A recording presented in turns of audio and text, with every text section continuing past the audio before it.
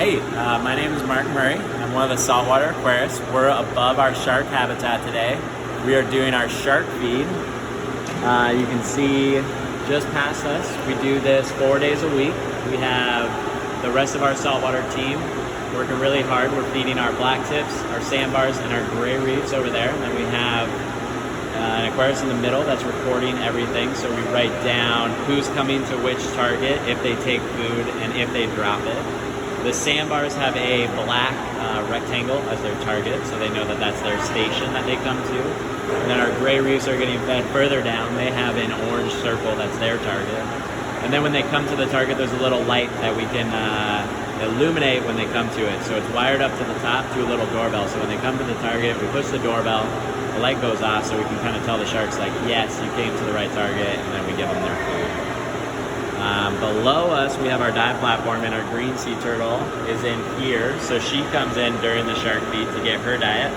As you can see in the bucket just a little bit to your left, she gets about 3 heads of lettuce a day. So she eats a lot, so it's really nice to bring her in here to give her time to eat everything that she needs to eat. And then we also feed our nurse sharks at the same time. So over here on the side, our nurse sharks are a little bit larger.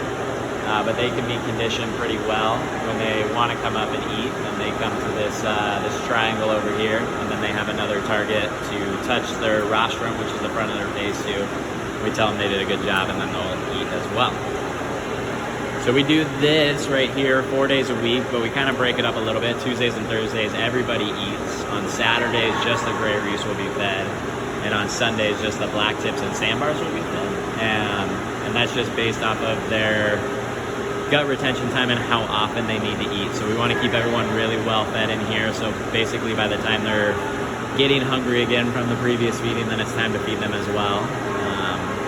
And then we also monitor their body condition too to make sure they're getting enough to eat. So that's the advantage of recording everything, is to check to see how everyone's doing, because if a shark is sick or if they have an infection, they won't really be able to tell us.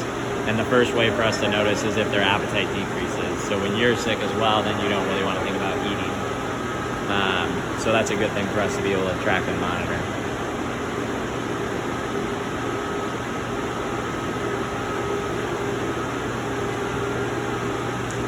So we also feed our loggerhead as well. She just got fed before this started, and she'll swim around and do laps, and she has a target as well, and we can feed her. And then after everything is done, we do a broadcast feed for the fish. They get some pellets or some flake food, depending on the day. And then the stingrays are fed by our divers at the end of the dive, but they're also conditioned to come into the same dive platform as the green sea turtle. And our zebra shark also comes up here as well. The zebra shark gets fed every day though, and we usually do that before the shark feed happens. So we just finished that before we started. Yeah, so that's everything up here. This is what goes into our shark feeding that happens 4 days a week.